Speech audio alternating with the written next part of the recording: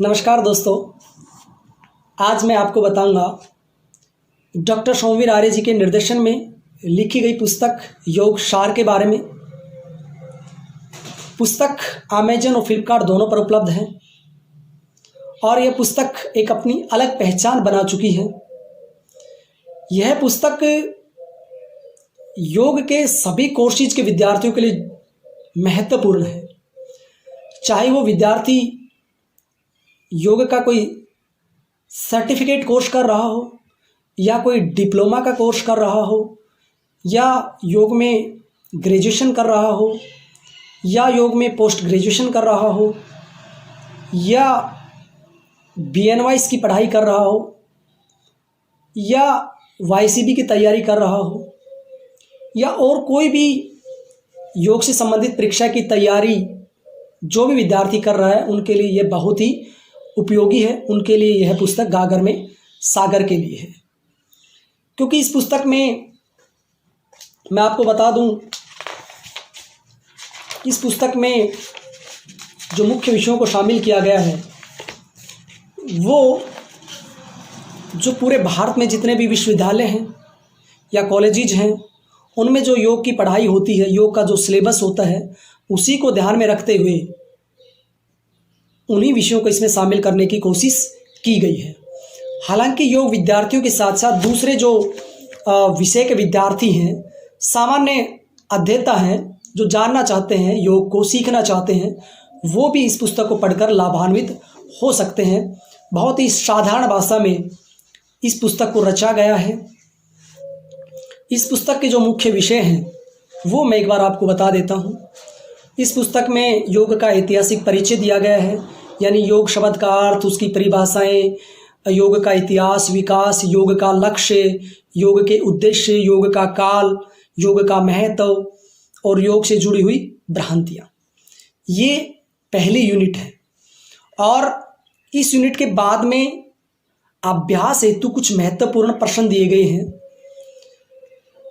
आपने पूरा पढ़ा, यानी फर्स्ट यूनिट आपने पढ़ी तो फर्स्ट यूनिट से रिलेटेड पीछे क्वेश्चंस दिए गए हैं और वो उन क्वेश्चनों को पढ़कर आप अपना आकलन भी कर सकते हैं कि मुझे कितना आता है, मतलब हमने कितना इसको सीखा है।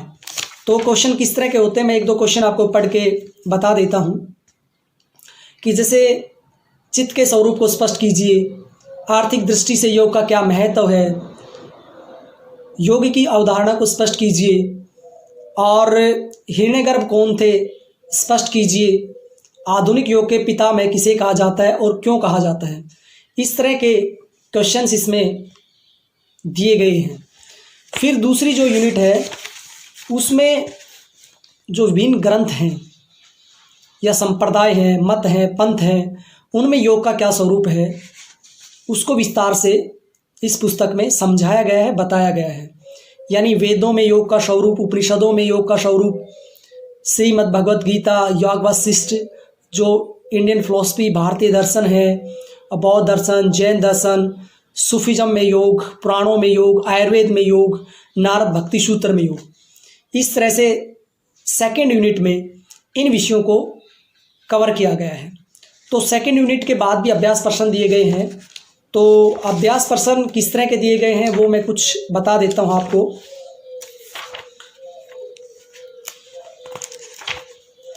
जैसे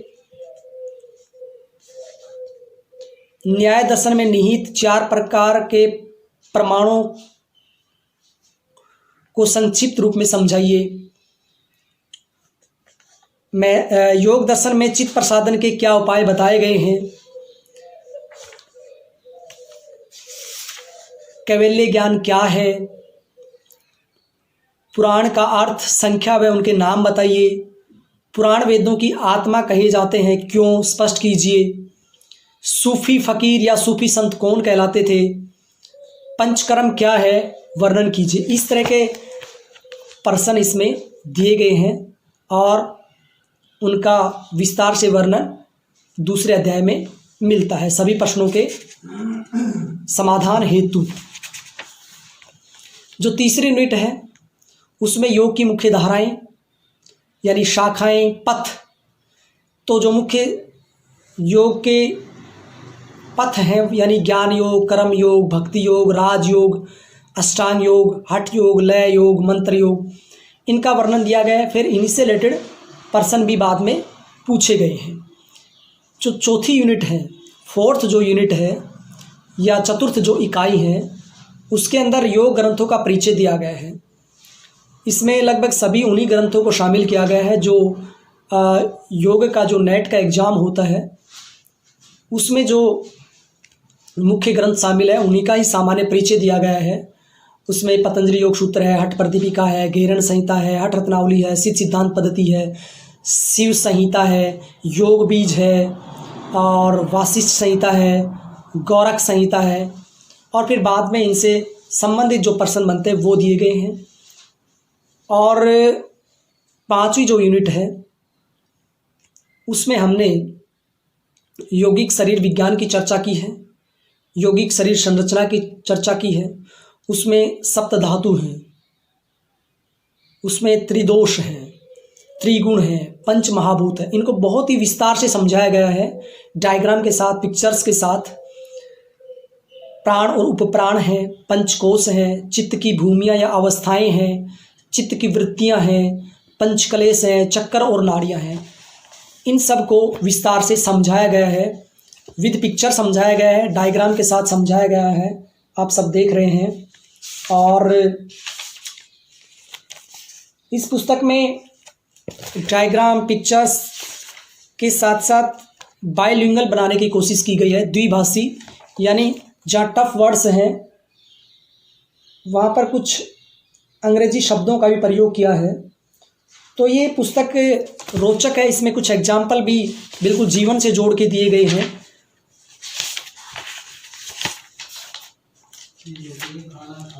तो अंत में जो लास्ट यूनिट है उससे संबंधित परीक्षा उपयोगी जो प्रश्न है, अभ्यास के लिए जो प्रश्न हैं वो प्रश्न दिए गए हैं। तो इसमें जैसे एक दो प्रश्न मैं आपको बता देता हूँ।